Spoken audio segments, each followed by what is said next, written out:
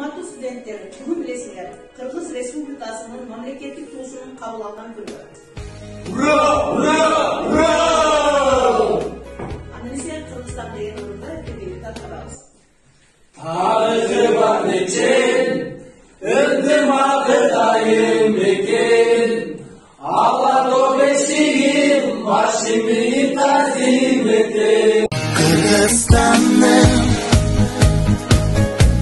Kırgızistan'ım Bilinmeyin bir özünde ırız bakım Özünsüz atmaytanım Kırgızistan'ım 1992 жылы 3 март Кыргыз Республикасынын туусунун күнү. Бул 1991 жылы 31 августта Кыргызстандын эгемендүүлүккө ээ болгон күн. Эгемен мамлекеттин өз алдынчалыгын далилдеген негизги далилдер мамлекеттик туусу, герб жана гимн. Тек күнүңөр менен.